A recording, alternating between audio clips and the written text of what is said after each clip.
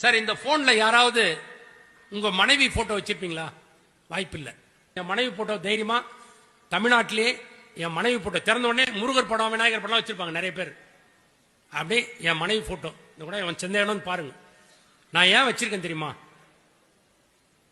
மாத்த தெரியாம இல்ல, வால்பேப்பர்லாம் மாத்துவேன்.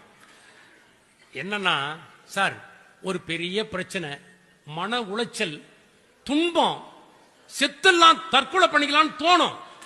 அப்ப இதை எடுத்து பார்ப்பேன். இதை விடவாடா ஒரு பெரிய பிரச்சனை நமக்கு வந்துட போகுது. வாழ்க்கையை கொண்டாடி ஜெயிக்கணும்னா ரெண்டு விஷயம், ஒன்னு மௌனம், இன்னொன்னு சிரிப்பு. நீங்க ரெண்டையும் ஃபாலோ பண்ணி பாருங்களேன். ஒய்ஃப் கண்ணாமன்னு ஏதாவது பேசட்டும், வீட்டுல மௌனமா இருக்கு, பிரச்சனையே வராது. எனக்கு தெரிஞ்ச ஒரு நண்பர் அதை கேட்டும் போய் உட்காந்து அந்த அம்மா ஏறி பாடி இருக்குது. என்ன திருப்பதியில காட்டாங்க, திருச்செந்தூர்ல காட்டாங்க, பழனியில காட்டாங்க, திருப்பதியில காட்டாங்க, எல்லாம் மொட்டடிக்கிற ஊரா சொல்லுது. நம்மால் கம்னு உட்காந்துக்கிறான். உட்காந்துட்டு ஏன் ஒன்னுத்துக்குமா பதில் சொல்ல மாட்டேன்? உள்ளூர்ல என்ன தவிர எவனும் கேட்கல. கேட்காதவன்லாம் உனக்கு பெருமையா தெரியுது, கேட்கற நான் உனக்கு சிறுமையா தெரியுதுன்னா போயா, நீ இப்படிதான் பேசுவ. சமாதானமே இதாங்கல்ல சார். நான் என்ன கேட்கிறேன், எல்லாத்துக்குமே எதிர்ப்புக்கு எதிர்ப்பு தெரிவித்தால் தான் பிரச்சனை அதிகமாகும். சில நேரங்களில் மௌனமாக இருக்க பழகுவோம், சில நேரங்களில் சிரித்து பழகுவோம்.